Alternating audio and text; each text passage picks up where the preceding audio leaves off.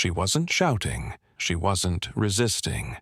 She was simply walking down the sidewalk, her hands in her coat pockets, a hood shielding her face from the cool morning breeze. But for Officers Daniels and Burke, that was enough. Enough to label her suspicious. Enough to stop her without cause. "Hey," one of them called out, stepping into her path. "You lost something." She paused, but didn't flinch. No fear in her eyes, only silence. When asked for ID, she pulled it from her coat and handed it over without a word. They barely glanced at it. One officer scoffed. "This looks fake. What are you trying to pull?" The other officer chuckled, already reaching for his cuffs. "Let's not waste time. Turn around." Still, she said nothing. No panic, no sudden movement, just a steady breath. Her gaze flicked between the two men, calm, calculating, as if she were measuring something they couldn't see. And then, right before they laid a hand on her, she spoke. 4 words, quiet yet sharp as glass. "Call your commanding officer." That was it. No yelling, no panic, just a command delivered with absolute authority. The moment froze. Confused, one officer raised an eyebrow. "Excuse me." But there was something about her tone, something neither of them could ignore. He hesitated. Reached for his radio. "Yeah, we've got a situation. Civilian refusing to cooperate. Says she wants to speak with a commanding officer. Name, Renee Parker." Silence crackled on the line. Then came a response neither man expected. Tight, breathless, almost panicked. "Do not touch her. That's the new chief." The two men looked at each other, their faces draining of color. The weight of what they'd just done began to sink in. And she? She just stood there, watching. "Before we continue, let us know. Where are you watching from? Drop your city in the comments.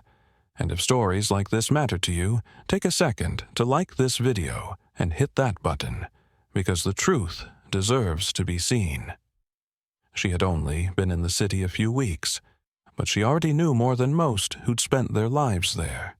The streets, the rhythm, the subtle shifts in posture when a squad car rolled by. She noticed everything. That's what years of tactical service had taught her. Observe first, move second.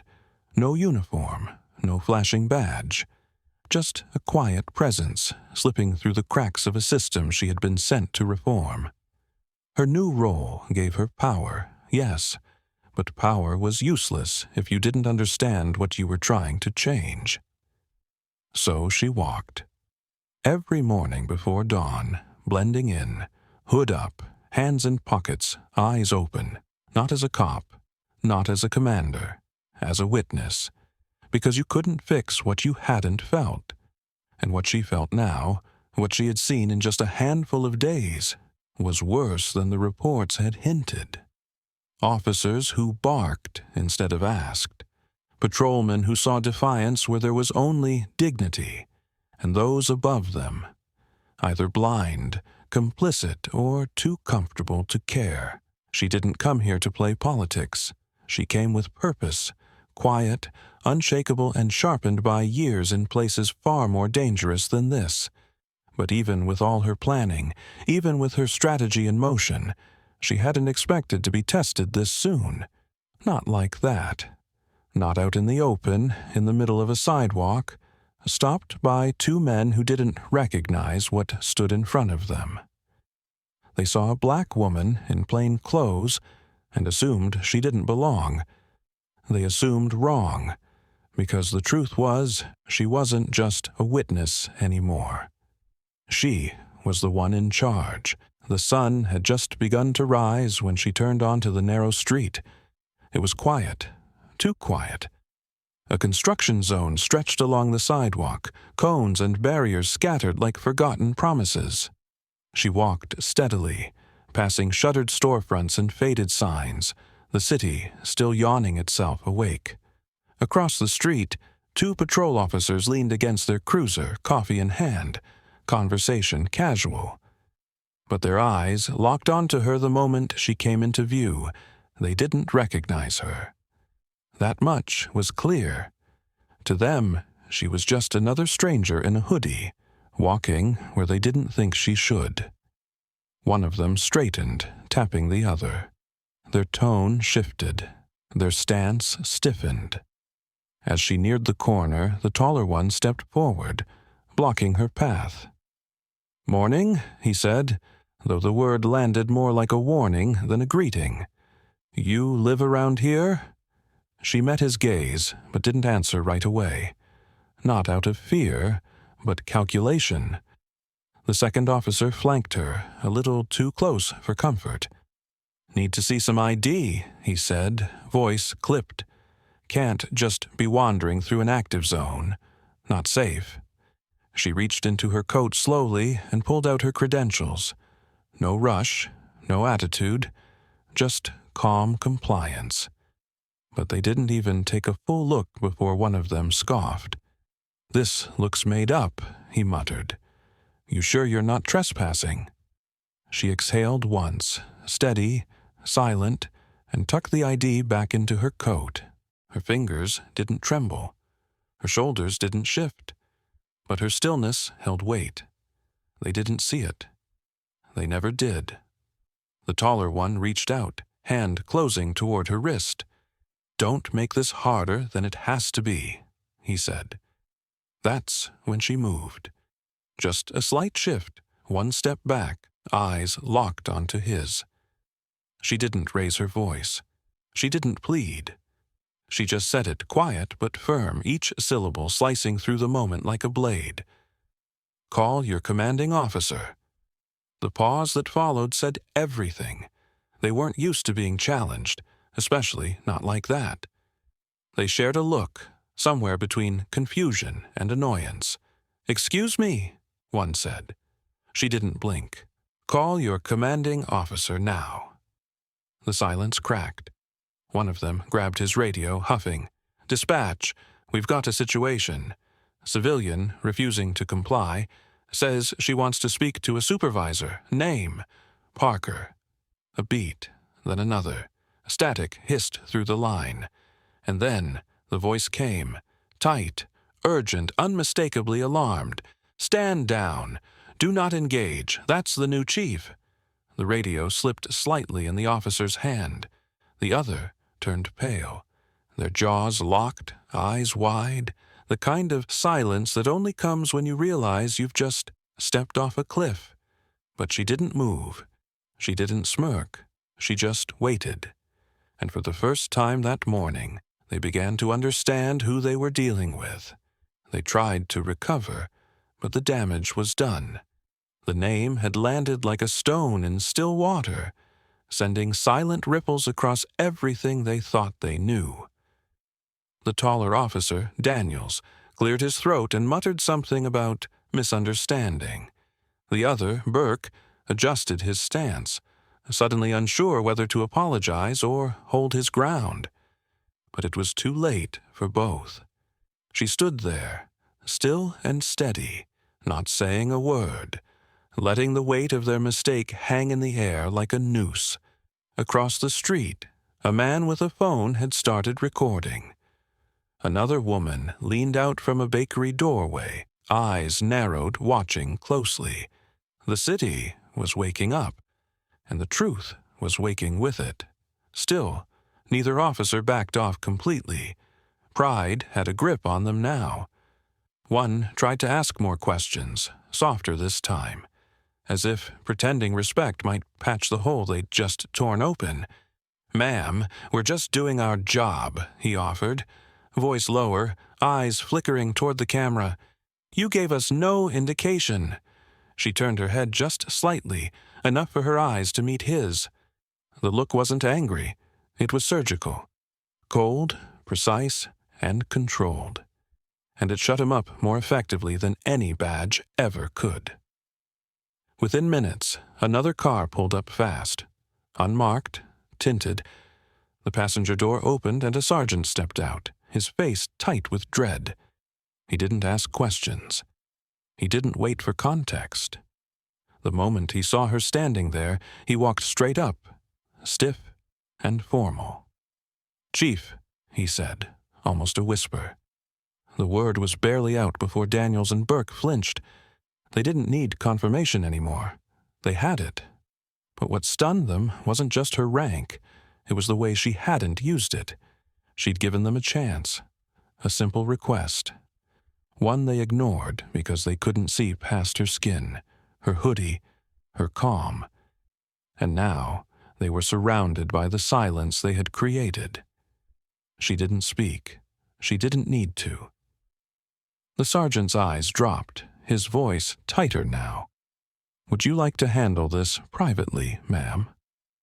She finally looked away, not at him, but at the camera still recording from across the street. Then she nodded once, turned, and walked toward the cruiser that had just arrived. She didn't look back, and she didn't have to. The story had already begun writing itself, and there was no erasing it now.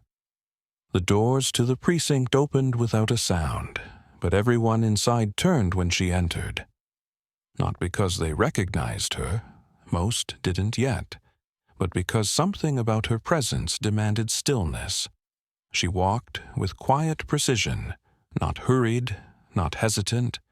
Behind her, the sergeant followed 2 steps behind, nervous, visibly sweating under his collar. Officers glanced up from desks. Conversations cut short mid-sentence, and even those who didn't know who she was straightened instinctively. She moved through the space like someone who'd walked it 1,000 times. Though this was her first time setting foot inside the building, not as a ghost, but as its highest-ranking officer. Civilian clothes still on. No name tag, no badge displayed. Just calm gravity. At the far end, the acting captain stepped out of his office, confusion creasing his brow as he took in the sight of her. The sergeant leaned toward him, whispered something quick. The captain's eyes widened slightly, and then, like a man hit by a cold wind, he adjusted his belt and nodded. "Gather the department," he said, voice tight. Within 10 minutes, the main briefing room was full. No one knew what this was. Some looked annoyed at the disruption, others curious. Daniels and Burke stood near the back, faces pale, jaws clenched, avoiding eye contact with everyone. She entered last. No dramatic pause, no declaration. She simply walked to the front, waited for the quiet, then placed a small flash drive on the projector console. The screen lit up. It started with the body cam, standard, grainy, clipped, their voices sharp, demands laced with smug certainty. Then it cut to the phone footage, the wider angle, the way she was surrounded, accused, disregarded, the part where her ID was waved off like a joke, and finally her voice, those 4 words that changed everything. No one said a word. When the footage ended, she stepped forward. The silence was sharp, expectant. She looked across the room, not with outrage, not with pity, but with something deeper, a challenge. "This," she said quietly, "is what happens when judgment walks ahead of respect." Not a single chair creaked. "You don't know me yet," she continued, "but starting today, you will. I'm not here to smile for headlines or pose for plaques. I'm here to work. I'm here to listen. And I'm here to hold this department to the standard the people out there expect and deserve." Her voice didn't rise, but the message hit like thunder. "This morning, I was treated like a suspect. I want you to think long and hard about how many others out there have been treated the same, without the title to protect them." She stepped back, gave a small nod, and walked out. Behind her, the room remained frozen, her words echoing in the silence they left behind. The briefing room emptied slower than usual. Conversations were quiet, clipped, uncertain. No one said her name out loud, not yet. It was like speaking it would make the reality sink deeper, and for some, that was the last thing they wanted. The air carried something heavy, something unspoken. Respect? Maybe. Fear? Definitely. But above all, a sense of disruption, the kind that couldn't be buried under policies or polished shoes. Daniels and Burke lingered near the back door. Their once casual swagger was gone. Burke kept rubbing his neck, as if trying to wipe away what he'd done. Daniels stared at the floor, jaw clenched, avoiding every eye in the room. What just happened had shifted something permanent, and they knew it. Back in his office, the captain stood by the window, watching her from a distance, as she walked alone across the parking lot, hands still in her coat pockets. No escort, no fanfare. Just a woman walking like the building behind her didn't own her, even though she now owned everything inside it. He turned to the sergeant beside him. "She's not like the last one," he said quietly. "No," the sergeant replied. "She's not." Elsewhere in the precinct, officers gathered in quiet pockets, whispering over coffee, scrolling through the video footage that had already started circulating online. The title alone was a firestorm. New police chief profiled by her own officers. No one had to hit share. The internet was doing it for them. And then came the ripple. Phone calls from City Hall, journalists leaving voicemails asking for comment, civil rights organizations tagging the department in statements. Even the mayor's office issued a tight, careful response about evaluating leadership transition and reinforcing community-first policies. Inside the walls of the station, no one knew what to say to her. And she wasn't making it easy. She didn't call for meetings, didn't issue memos. She let the silence work, let the building sit in its discomfort. Because sometimes change doesn't start with noise. Sometimes it starts with people hearing their own footsteps too loudly and wondering who else has been listening. The next morning came fast. Too fast for some. Word had already spread that she would be addressing the department formally, for the first time, not in the conference room, but in front of the public. The mayor would be present. Cameras would roll. Reporters had been invited. And every officer in the building, whether they liked it or not, was expected to be there. By noon, the press room was packed. Rows of uniforms filled the seats, backs rigid, faces unreadable. Daniels sat on the edge of his chair, pale, fingers tapping a steady rhythm against his knee. Burke avoided eye contact altogether, eyes locked on the floor like it might offer him a way out. The tension wasn't just thick, it was suffocating. Officers who once smirked during traffic stops now kept their shoulders tight and their mouths shut. She entered quietly. No podium, no announcement. Just a simple step forward onto the low platform, dressed in uniform for the first time since the incident. Her presence cut through the room sharper than any siren. Cameras clicked. The silence deepened. She waited for it to settle, then looked straight ahead. "I wasn't planning to speak today," she began, her voice low but steady. "I was planning to spend my first weeks observing quietly, learning how this department breathes when it thinks no one's watching." She paused, letting the words land. But then, someone watched me. Her gaze moved toward the back of the room, not accusatory, not cruel, just honest. And they saw what they expected to see. Not a leader, not a colleague, just a woman who looked out of place. A flicker of discomfort rippled across the rows. What happened last week isn't an isolated incident. It is a mirror. One that reflects the assumptions, the habits, the silence we've allowed to become normal. and that ends now. She stepped down from the platform and stood at eye level with them. From this day forward, you will be held to a different standard, not because I demand it, but because the community deserves it. Because the badge on your chest does not give you permission to intimidate. It gives you a duty to protect. She didn't raise her voice. She didn't need to. I will be leading a full internal review of every use of force report filed in the past 5 years.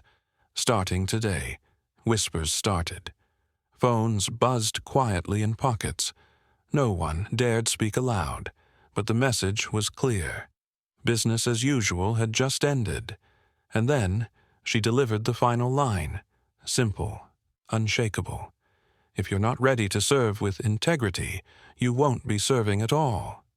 She turned and walked off the platform, her boots silent on the polished floor, leaving behind a room full of people who suddenly realized the rules had changed, and the storm had just begun.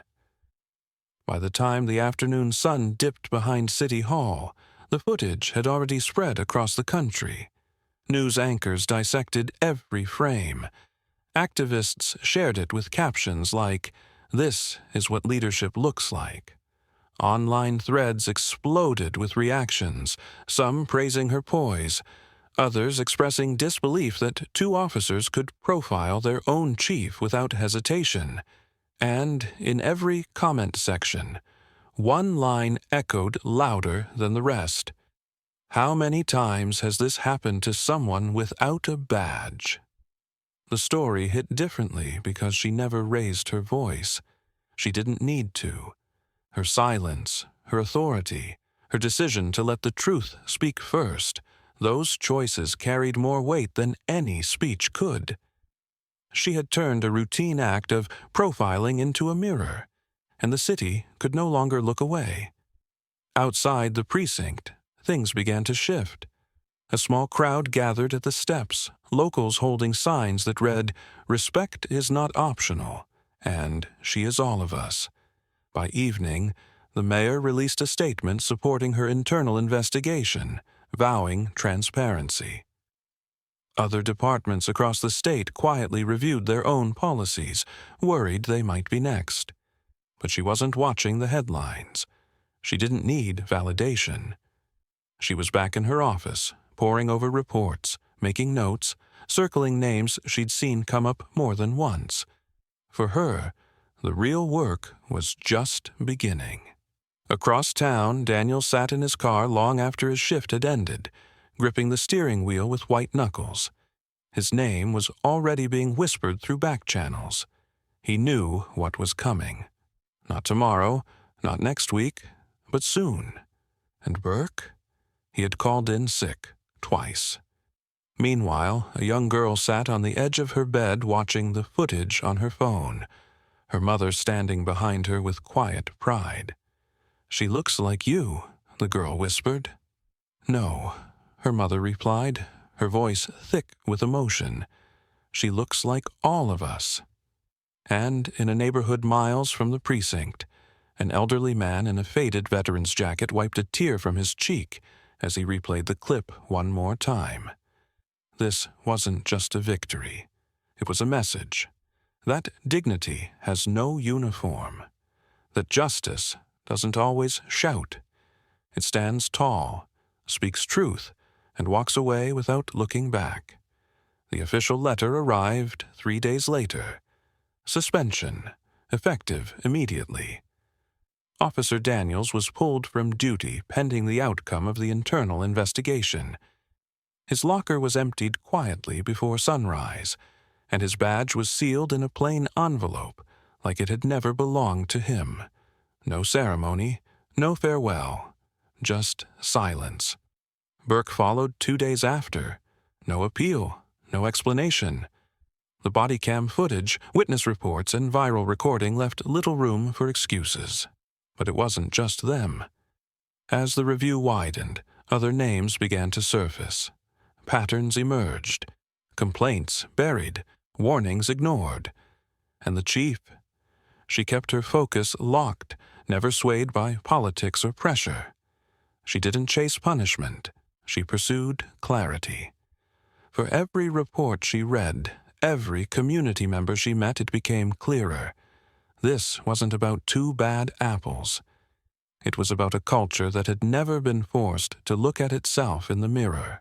A week later, she stood before the city council, not as a headline, not as a symbol, but as a leader with results.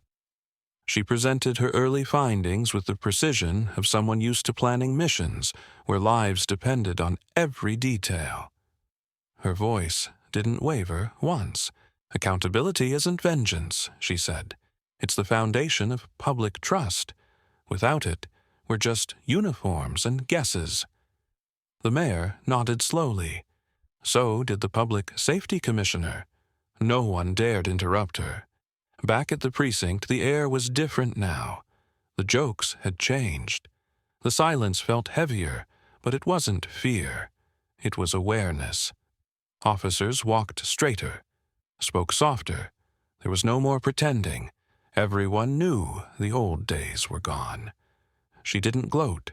She didn't bask in the authority they once denied her. Instead, she spent her time where it mattered, meeting with families whose complaints had once gone ignored, listening to civilians whose faith in the system had long since faded. And in each room, she said the same thing. We can't erase what's been done, but we can decide what comes next. One evening, as she stepped out of the precinct after a long shift, a young cadet waiting near the door straightened and gave her a crisp salute. She paused, surprised. "You don't have to do that," she said.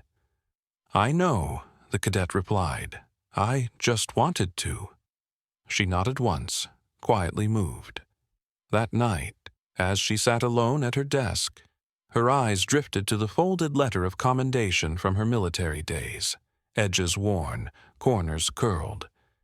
It reminded her of who she was before the badge, before the uniform.